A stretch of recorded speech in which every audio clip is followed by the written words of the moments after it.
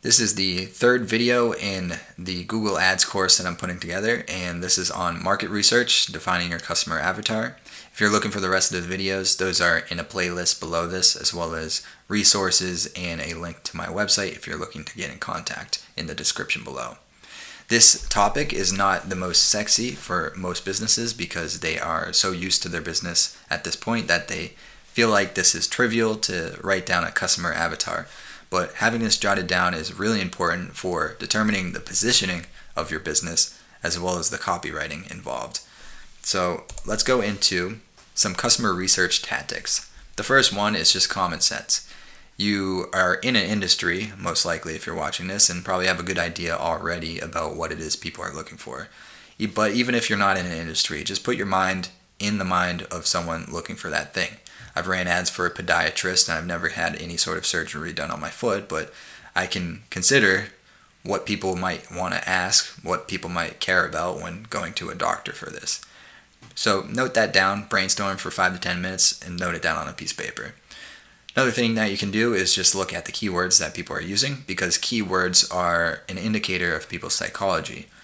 And a way that you can find some keywords is by using auto suggest feature on Google. So go to Google, type in a keyword that you think people would be typing, and then see what it suggests at the start, the middle, and the end of your original search. It will expand it, and those expansions will tell you a little bit about the psychology about what people are looking for.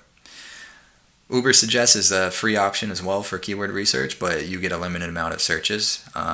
SEMrush, same thing there. You can get some free searches, but ultimately, since you're running ads on Google, you really want to just do the Google Keyword Planning tool. So log into a Google ad account, create one if you don't have one, and you can use this for free, but you won't get the specific search volumes. You'll get a range of search volumes. It will say like 1,000 to 10,000 rather than 3,500 searches a month.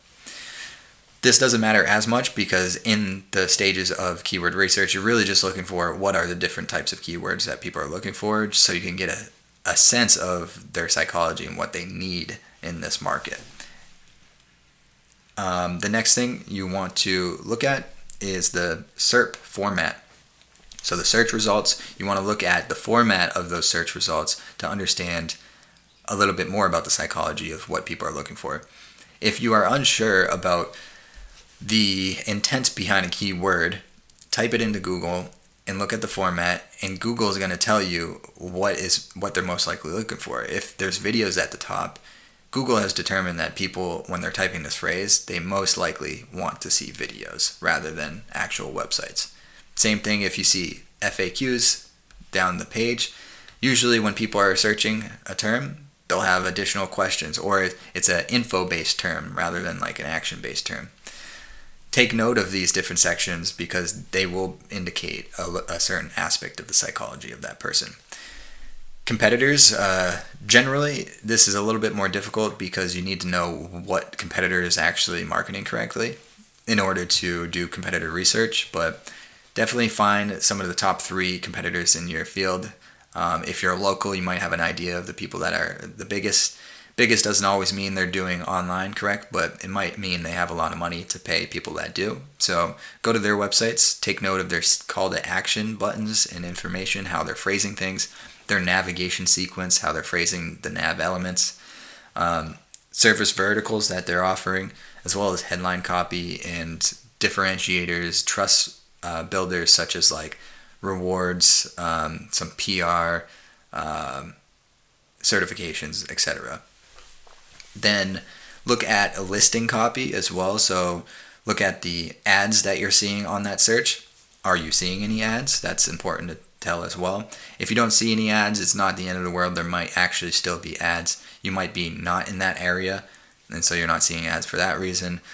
Or you have to scroll to the very bottom of the page. If you see ads on the bottom of the page but never on the top, that just means, once again, Google is prioritizing organic over ads in the space, and so that means that most people probably care more about organic rather than ads. And what that just means is you can still run ads, but Google, you might not get that much search impression. So it might not be as useful as ranking organically. With these ads, You can also go to Auction Insights if you're running Google Ads currently, and it will show you who is competing against you in those auction spaces. You can take their websites and throw them into a tool called SpyFu, and this will show you their ad copy. And then you can steal some of their ad copy and edit it, of course, make it different, but take elements of their ad copy and improve things. But really right now we're just trying to figure out the demographics and psychographics of the people that you're trying to target by looking at all these small little signals. Organic as well, looking at that listing copy, the headlines, as well as the descriptions.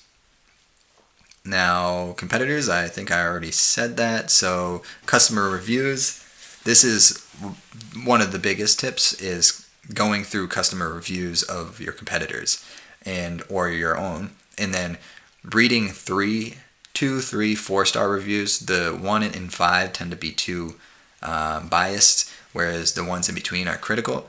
And then taking note of the exact language that they're using and trying to categorize all the different problems that they have. And if you can do that, you are very close to writing perfect copy for your customer. Analytics, so you can look at existing data as well. So you can go to analytics and go under audience and look at like audience insights around the devices, the language, the location, their audiences that they fall under, whether that's in market or affinity audiences. So this will also provide some data about who that person is, as well as their genders. More third-party tools, and then Google Trends sometimes is useful as well because it's going to show you periodicity in certain industries. And if you have certain industries that have off times during the winter, you're going to probably see that in Google Trends.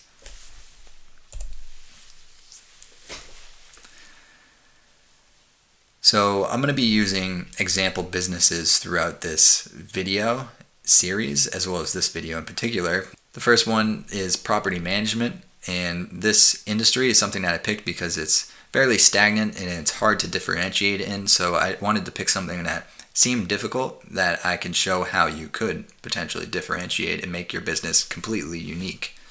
The second one is software development. I picked this just because it is a very saturated space. There's lots of software development agencies, and so it can also be hard to differentiate yourself, especially when you're a small guy and don't have a lot of money to spend. So this is really going to be important for developing a USP as well for a small business that wants to stand out against large competitors. And then I picked something that I'm also interested in that is more creative, a dance studio, and this is local. And so this industry tends to lean towards social advertising, but I wanted to show that Google Ads can also work for creative industries like this. So the first one is property management. We're going to be talking about first the demographics, and so this shouldn't take you that much time. This took me like 20 to 30 minutes, and some of this is guesses, some of this is from data from the tactics that I talked about prior. But I'm just going to quickly go through this for each one because it might get boring if I don't. So the who. So who is a property management company targeting? They're targeting people who are real estate investors. So that's the occupation.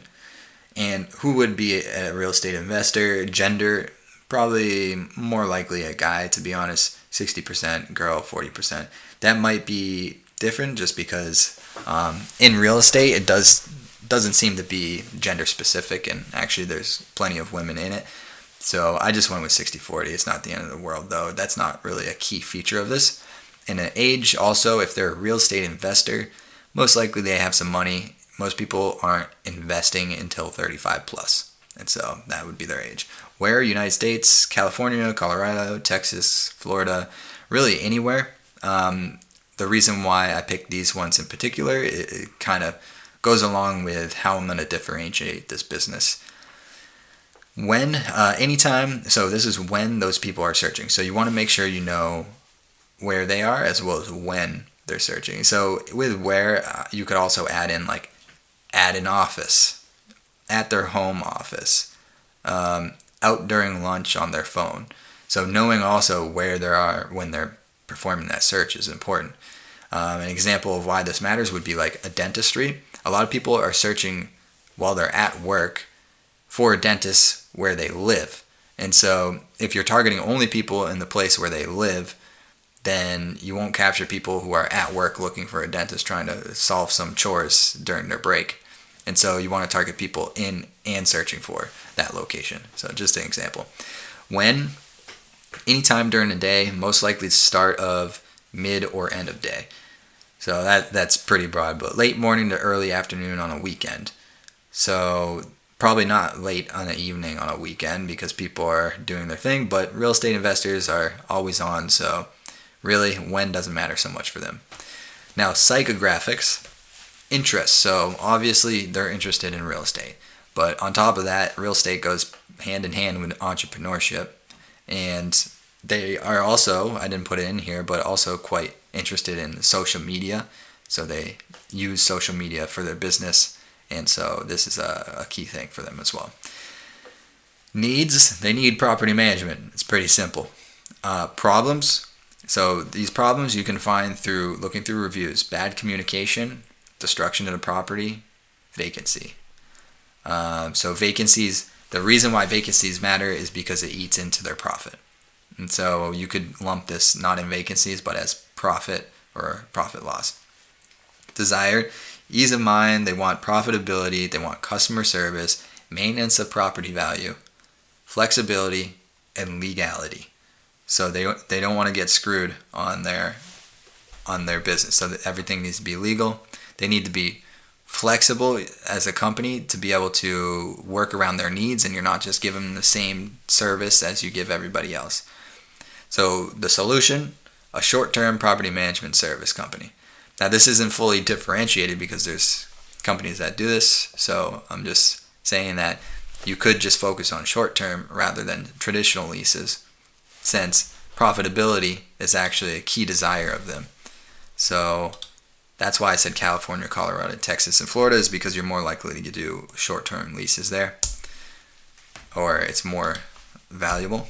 So next one is software development. So demographics, gender, probably mostly guys. A lot of software engineers are guys. I went to school for engineering, so I know this from experience. Age 30 to 45. The thing is, if they're looking for a software development agency, they are like a CTO or a CEO or a project manager of software company that they're developing something. They need a third-party contractor to help them with that development. So they're probably a little bit higher up and older. I doubt they're in their 20s as someone making that decision.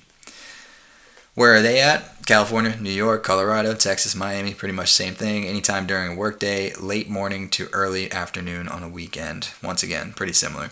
Psychographics, interest, Web3. This is like crypto, essentially. Entrepreneurship, science fiction, AI. So a lot of people in these spaces, they care about new technology. They're innovative. They're on the cusp of things. So, and these interests also go along with what I'm going to do for a solution. Needs to build, integrate Web3 app architecture. Now I'm kind of giving it away already, but they're looking for buildings. They're looking to build Web3 app architecture for their existing software. I should say something like that. Problems, lack of expertise. So they hire a company that just doesn't know what they're doing. Slow project turnaround times. It takes way longer than they projected. Challenges meeting specifications. So they don't do what the people need, or they don't have the capabilities altogether. Poor project management communications. Desires, regulatory compliance, app security, brand reputation, seamless process. These are all things that I found in the review research process. And so a solution to blockchain development service. Next, dance studio, interests, hip-hop dance, or dance in general. Needs, learn how to dance. Problems, bad, rude customer service, front desk. Overpacked studios, bad studio ventilation. Mismatch between student skill level and class label. Limited class schedules. Desires, to have fun, to stay healthy, to build friendships, to progress towards a goal. Solution, adult hip-hop classes, group, private. Demographics, I put these backwards. Gender, since it's hip-hop, it tends to be more guys, but with other forms of dance, it would actually be more girls, a lot more girls. And the ages would be young, 20 to 40. Most people are young. Now, where, since this is hip hop dance, I put Queens County, New York. So just right in New York City, one of the boroughs. When? Middle of the weekday, weekday afternoon, weekend, morning, day, and night. All right, so these were all developed or gotten from doing the tactics above. You just want to fill out this information for your company within 10 to 15 minutes. Don't take too much time with this, but really focus on reading through customer reviews because that will give you the best information. In the next video, we're going to be going over your positioning from this information right here. So catch me in that. Take care.